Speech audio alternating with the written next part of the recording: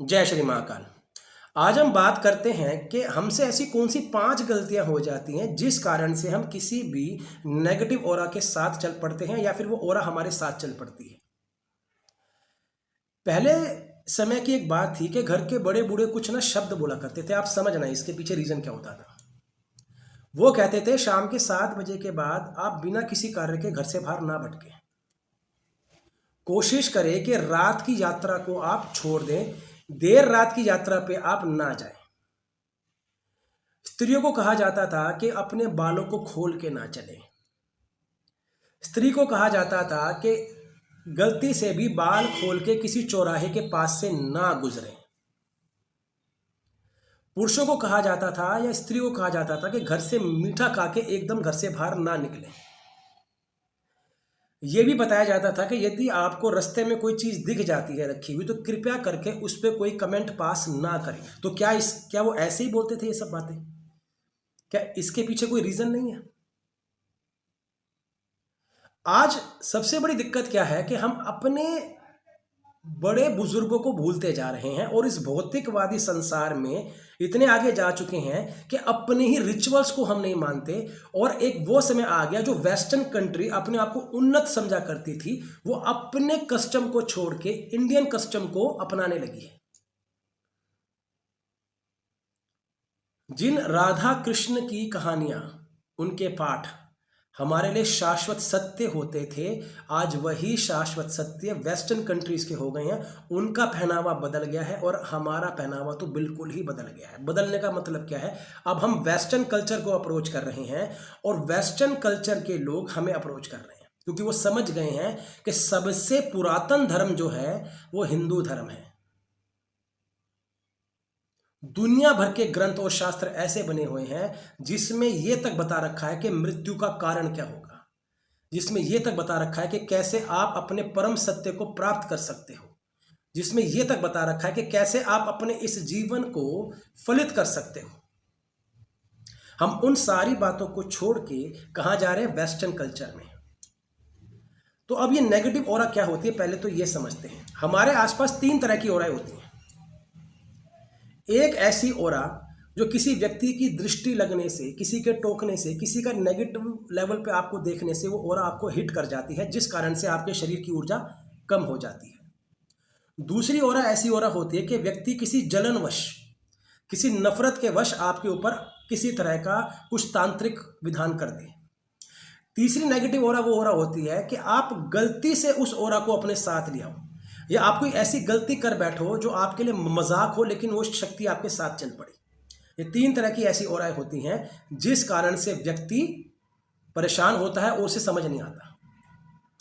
जब व्यक्ति किसी ऐसी ओरा से पीड़ित होता है तो सबसे बड़ी दिक्कत क्या आती है कि यदि वो जब भी किसी वास्तुशास्त्री से या ज्योतिषी से मिलता है तो कई बार वो अपनी पीड़ा को एक्सप्लेन नहीं कर पाता, जिस कारण से एक अच्छा आचार्य कई बार उन बातों पे ध्यान ना देके आपके घर के बेसिक बैलेंसिंग पे काम करना शुरू कर देता है, घर के बेसिक वास्तु पे काम करना शुरू कर देता है। या फिर एक आचार्य आपकी ग्रह दशा महादशा के द्वारा आपको बता देता है, और यदि आपको वो इंडिकेशन देता भी है, कई बार मैंने भी लोगों को बोला है कि इस समय बच के रहिएगा, कहीं आप कोई ऐसी गलती ना कर दे जिस कारणवश आप पे कोई नेगेटिविटी आ जाए। लेकिन लोगों को लगता है नहीं सर, ऐसा कुछ नहीं होता, आपका भ्रम है। तो कई बार एक योग्य आचार्य के बात करने के पश्चात भी आप उसे इग्नोर कर देते हैं और इन कारणों से आप इस तरह की ओरा में पड़ जाते हैं। अब यदि ये जो ओराएं होती है वो करती क्या है? वो आपके शरीर की उत्तम ऊर्जाओं को चूस लेती हैं और आपके शरीर के अंदर अपनी नेगेटिविटी को छोड़ के आपके शरीर को खत्म करना शुरू कर देती है, खराब करना शुरू कर देती है। सबसे पहली शुरुआत होती है जब आपका कॉन्फिडेंस लो हो जाता है। दूसरा, आप किसी भी कार्य को करने से पहले डरने लगे। तीसरा, हर बात को सोचते वक्त आप डिप्रेसिव टेंडेंसी में चले जाते हैं। चौथा, आपको हर वक्त एक फील होता है कि कोई अशुद्धि मेरे आसपास है, कोई है जिसकी दृष्टि मुझ पर पड़ रही है। और पांचवा, सबसे बड़ी दिक्कत, कि आप सब कुछ फील कर रहे हैं लेकिन आप उसे एक्सप्रेस नहीं कर पा रहे हैं। अब ये ओराएं कैसे काम करती है? मान लीजिएगा यदि आप घर से बाहर किसी कार्य के लिए जा रहे हैं, किसी ने आपको टोक दिया कि भाई साहब बड़े अच्छे लग रहे हो, आज तो क्या बात है, नई घड़ी, नए कपड़े। अब ये ओरा कैसे काम करती है? मान लीजिएगा यदि आप घर से बाहर किसी कार्य के लिए जा रहे हैं, किसी ने आपको टोक दिया कि भाई साहब बड़े अच्छे लग रहे हो, आज तो क्या बात है, नई घड़ी, नए कपड़े। एक व्यक्ति ने आया, उसने आप पे कुछ नेगेटिविटी कर दी, लाइक सम तंत्र वगैरह, जैसे आप जानते ही हैं हर तरह की ऊर्जाएं होती हैं जी, हर चीज़ें माननी चाहिए। मैं ये नहीं कहता कि आप बिल्कुल ही एक नेगेटिव चीज़ों की सोच में चल पड़े, लेकिन आपको अपने लिए चीज़ों को समझना बड़ा इंपॉर्टेंट है। तीसरी ओरा वो ओरा कि आप जानबूझ के गलतियां कर बैठते हैं। जैसे आपको किसी बड़े बूढ़े ने कहा, बेटा रात के समय उस खंडर में मत जाना, वो जगह ठीक नहीं है। बेटा गलती से भी चौक पे कुछ चीजें पड़ी हो तो उसे टक्कर मत मार देना, साइड से निकल जाना काट के, उसको देखना मत। किसी भी शक्ति का जो आपको पता है कि नेगेटिव है, उसका नेगेटिवली आवाहन मत करना। बिना सोचे समझे कोई ऐसी हरकतें मत कर देना कि कोई चीज आपके साथ ऐसी बंध जाए कि वो आपको किसी लायक ना छोड़े। तो ये कुछ ऐसी ओराज होती हैं जिन्हें नेगेटिव ओरा कहा जाता है। और जब वास्तु के अंदर हम किसी साइट पे जाते हैं तो हम इन ओराओं को पहले चेक करते हैं कि पता लगा कि व्यक्ति सामान्य पीड़ा में ना होके किसी ऐसी दिक्कत में पाए कि हम उपाय तो कर रहे हैं लेकिन उसे लग नहीं रहे हैं। फिर उस व्यक्तियों को उसकी ओरा के अनुसार उसके उत्तर दिए जाते हैं कि आप इनसे मिलें, आप इनसे बात करें। जो हमारी क्षमता में होगा हम उसे ठीक करते हैं, नहीं तो हम किसी को रिकमेंडेशन में डाल देते हैं। अब इन ओराओं का हावी होना हम पे किस तरह से असर डालता है समझना। सबसे पहले आपके घर के अंदर की जो ऊर्जा होती है वो नेगेटिव हो जाती है। घर में कुछ नेगेटिव सी स्मेल आना। जब भी कोई व्यक्ति घर में आएगा वो कहेगा सर आपके घर में मन नहीं लगता। आपके परिवार का कोई व्यक्ति आपसे मिलने आया है काफी समय के बाद, लेकिन वो 10 मिनट भी बैठ नहीं पा रहा। यहां तक कि आप कोशिश कर रहे हैं कि उसको अटेंड करें, लेकिन आपकी ओरा आपको कह रही नहीं यार, ये अगर निकल जाए ना यहां से तो अच्छी बात है, मेरे शरीर में जान नहीं है। हर वक्त माइंड में नेगेटिव पॉइंट्स का चलते रहना। तो आप मान लीजिएगा कि किसी भी तरह की इन तीनों में से कोई भी ओरा हो सकती है। मैं ये नहीं कहूंगा नहीं कि तंत्र मंत्री नहीं, ये बात भी ठीक नहीं है, आपको जज करना पड़ेगा। यदि किसी की दृष्टि लग जाती है तो ऐसे समय में आप कोशिश करें कि सामान्य उपाय के द्वारा उसका असर खत्म कर दें।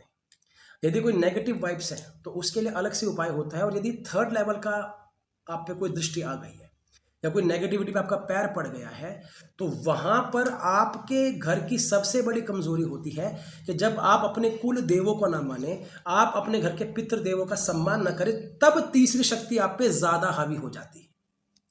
जहां पे हम बात तंत्र मंत्र की करते हैं, ये जब भी आप पे हावी होती है जब आपके घर के पितृ और आपके घर की कुल देवी या कुल देव आपके साथ ना खड़े हो।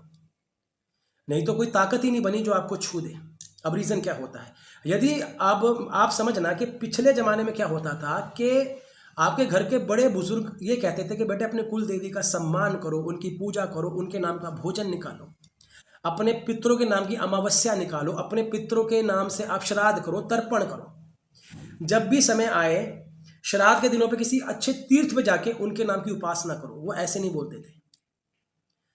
जब कोई व्यक्ति अपने घर के पितरों का सम्मान करता है, पूजा करता है, अपनी कुल देवी को मानता है, उनकी पूजा करता है, तो ये उनकी क्षेत्र रक्षा करना शुरू कर देती है, ये उनके क्षेत्र में आ जाती है, जिस कारण से कोई भी ऐसी ऊर्जा जो आपके साथ चल पड़ती है आपके घर में प्रवेश नहीं कर पाती। उनके आशीर्वाद से आप सुरक्षित रहते हैं। और आज सबसे बड़ी विडंबना यह है कि व्यक्ति अपने कुल देवी कुल देवता को जब ही पूछता है जब उसके घर में संतान होती है, साल 2 साल में एक आध बार, यदि दूसरी संतान में 3 साल लगे तो 3 साल बाद। और पितरों के बारे में तो मैक्सिमम लोगों को पता ही नहीं है। लोग क्या कर देते हैं, कोई 13वीं 7 दिन में कर रहा है, कोई 13वीं 9 दिन में कर रहा है, कोई 13वीं मतलब कि 11 दिन में कर रहा है, कोई कुछ कर रहा है। मतलब कि उन्होंने इतना शॉर्ट कर दिया है जिस कारण से उनके पितरों के द्वारा भी उनको आशीर्वाद प्राप्त नहीं होते हैं।